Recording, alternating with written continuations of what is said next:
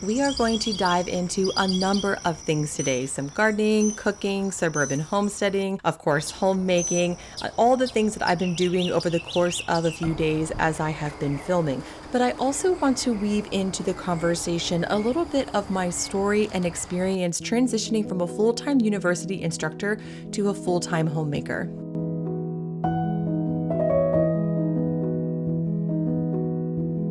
Before I dive too deeply into this, I do want to note that I understand that to be a homemaker, to have a career, stay home, or work outside of the home is a deeply personal choice. And I also understand that sometimes that is not actually a choice, it is a necessity given our life circumstances. But no matter where you find yourself, if you have a home, you are making it.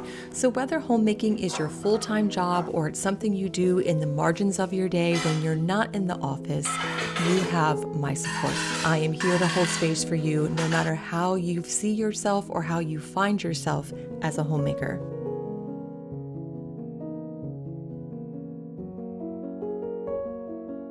I'll talk about why I left my job and moved into homemaking in a minute, but I feel like what we need to talk about first is a little garden update.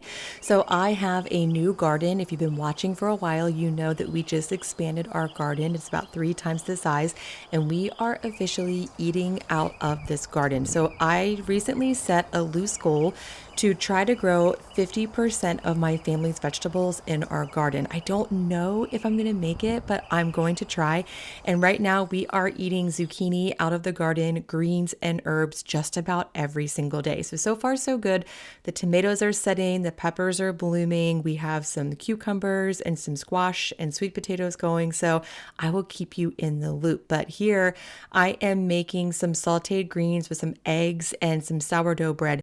You'll see a number of variations of this meal throughout the course of this video because I am trying to eat as much as I can from our garden, and we have limited food coming out of it right now, so we're just eating a lot of the same things over and over. But also, that's kind of homemaking in a nutshell.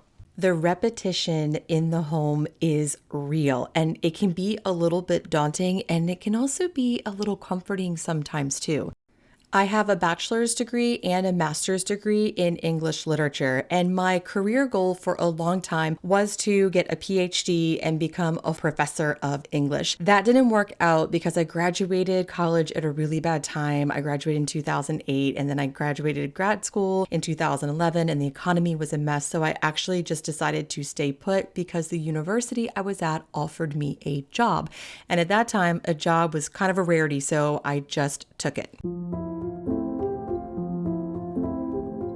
And even though I think most jobs do have a lot of repetition, when I was teaching full time, there's something new that comes up every single day. And every semester you have new students, and every single class there's new questions, and there's new books, and there's new ways of teaching and new theories coming out. So there was always a lot of intellectual stimulation and newness. So when I transitioned from the university into the home, that repetition was a little bit daunting. And I don't really have any advice for you on how to make cleaning toilets and doing dishes and putting laundry away feel more exciting. But one thing that does help with some of that daunting repetition is to work in repetitive things that you really love. One thing that I do is I grow cut flowers when it's in season, and I give myself or gift myself the time at least once a week to make a simple flower arrangement. Most of the flowers that I have been cutting from my garden are native perennials that I planted last year, but I do have some cosmos in my raised bed. I put the cosmos in there to help attract pollinators for my vegetables, but then it also doubles up as cut flowers. And the one zinnia, the peach flower that you saw in that arrangement, is actually the very first zinnia I have cut from flowers that I started from seed. They are seeds from floret that I started in my home, actually in my guest closet, and then moved into my greenhouse and then put into my garden after the last frost date.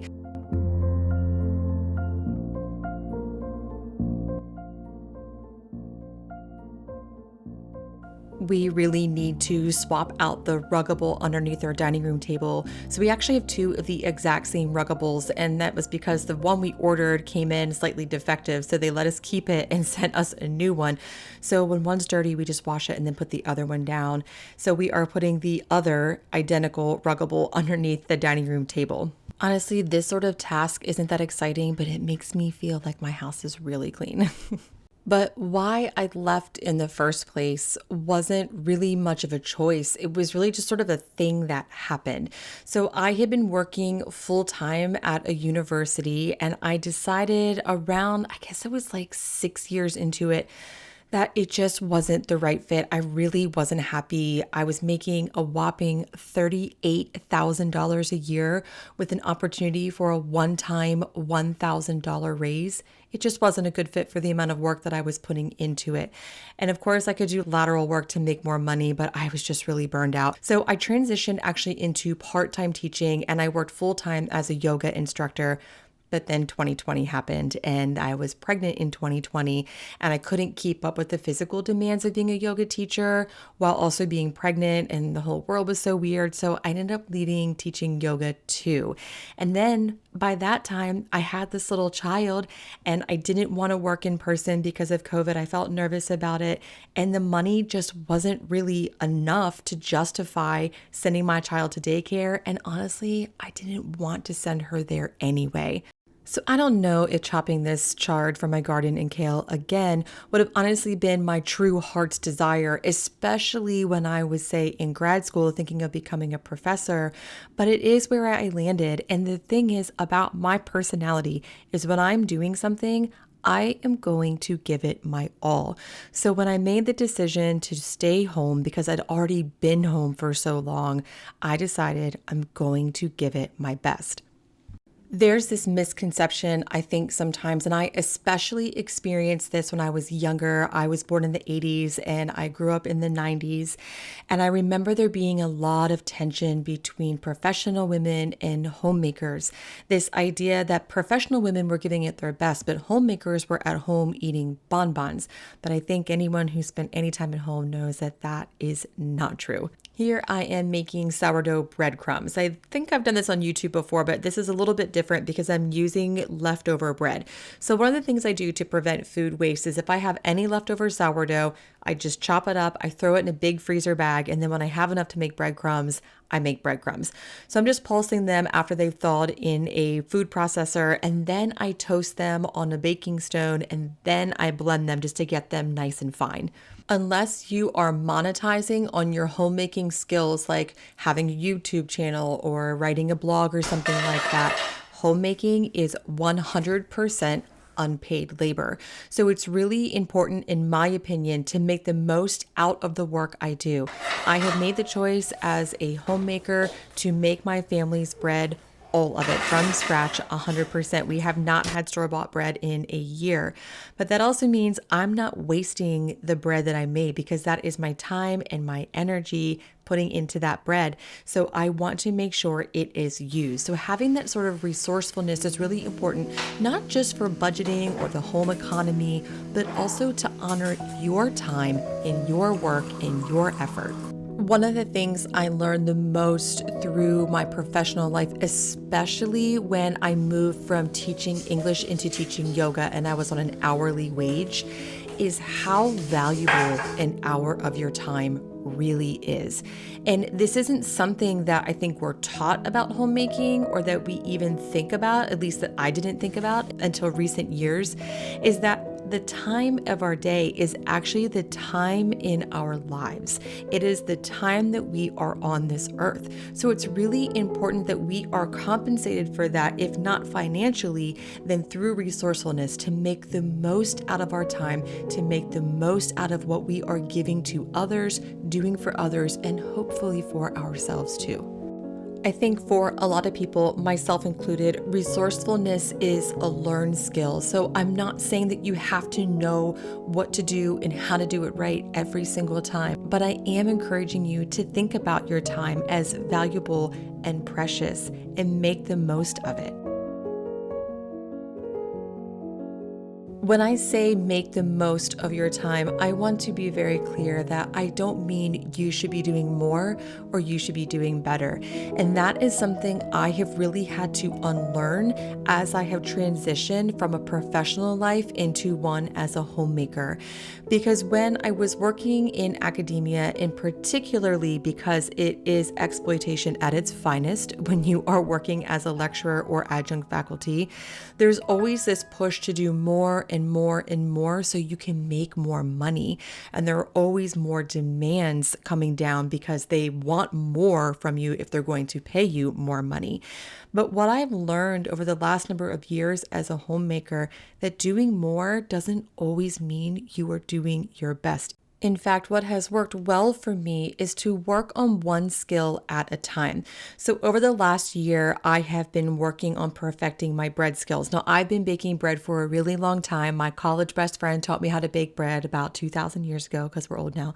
But I've been making bread for a long time, but I wasn't really that serious about it. But I got really into perfecting my sourdough over the last year. And now I feel really masterful with sourdough. So I am moving into gardening. The meal that I am making now is with homemade sourdough bread toasted that I burned, by the way, because no matter how many years experience you have cooking, sometimes you just burn the toast. But I also sauteed greens from my garden. I have homemade pesto that I preserved from my garden last year. And then I'm also chopping up some sweet potatoes from last year's garden and some yellow zucchini from this year's garden. Now, zucchini is one of the things I am really working on because I have tried to grow zucchini 1,000 times and I have failed every single time. But this year we are getting about 2 zucchinis out of the garden every single morning, and it's just the beginning of garden season. But the reason for that is because I have given myself the space and the opportunity to actually learn. So I always just grabbed whatever zucchini and yellow squash plants I could find at the big box store and planted them in the garden, and then got mad because nothing ever grew. But what I found is that those varieties actually just don't grow well in my area. Where I live in southeastern North Carolina, squash plants are really prone to disease. So I did do a little research and found that if I get Dunja seeds and green machine, and I think they're called Golden Glory zucchini, they are disease resistant and they do better in this area. By doing that research and learning and working on my gardening skills, we are now eating, for the first time ever, zucchini out of our garden.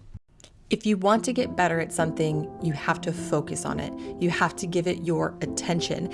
And coming from a professional background, of course, I understand that to be true because I went to grad school and I did all the work. I wrote a master's thesis and I gave it my attention, but there's this demand in those moments to really be perfect and to know it all in that moment. But homemaking really offers up a lot of space to let go of all those things and just work on building skills. Of course, you do need to have a certain set of basic skills, like how to feed your family, how to do just basic necessities. But as you start to work into more nuanced and technical skills, there is a lot of wiggle room to learn and practice and grow. But with that said, and I guess to totally contradict myself, even though you have the wiggle room and the space to learn, no one can really prepare you, and no one definitely prepared me for how hard it is to get anything done at home. When I was working in an office, I had a lot of quiet time and space, and I was never really interrupted. And if I was interrupted, it usually had something to do with what I was already working on in the first place, so it wasn't that much of an interruption. I can't get anything done around this place, I swear. So I mentioned earlier when I make the breadcrumbs, I then blend them up to make them nice and fine, but I never even actually got to the blending part because I got so distracted with the rest of my day, and my little daughter ended up coming down with a cold, so I just never got to it. So I put them in an airtight container, and now on the next day, I am blending them up. And that is also something that's really important to remember, is to give yourself the grace to not get things done, because there are 1,000 interruptions. I only have one kid. I'm the baby of my family by 10 years. I've never babysat, so I just didn't know how many questions a 3-year-old can ask. And I just didn't know how many times they can say the same thing over and over and over again. And eventually I just kind of forget what I'm doing. Sometimes I can't help but wonder what my former colleagues think when they see that I have a homemaking and suburban homesteading YouTube channel and blog, and I used to be in graduate classes and teaching college level English courses. And sometimes I wonder if from their eyes it's like this fall from grace, but in my perspective, it was really just the right and natural transition that happened, not just financially, but also for my family. But what is also the most important about that is having that professional background has informed my ability and my ways of understanding how to run a home. It taught me how to put systems in place, how to be efficient, how to manage people, and always be in the seat of the student. In January of this year, I decided to take homemaking seriously as what I do in my personal profession, but also as a way to give back to others and start a business. So I have started a blog, I have started a YouTube channel, and I was just accepted into the YouTube Partner Program. So thank you very much for watching. And now I am trying to hone my photography skills. So here I am taking pictures of some sourdough cinnamon toast crunch. I actually had that recipe on a YouTube video a few weeks ago. I'll post that in the description box below. So here's a little sneak peek of the pictures that are on that blog. You can get that recipe and you can get a bunch of other recipes and inspiration over on moonandmagnolia.com. So that is a snippet of my story about how I went from working as a full-time university instructor to being a full-time homemaker. Now, I know my story does not speak for everyone's and that our lives and our experiences are very different, but I hope this offered you not just a little bit of insight, but also some inspiration, especially if you are journeying from a professional life into one of homemaking. Thank you so much for stopping by today, and I'll see you again next time.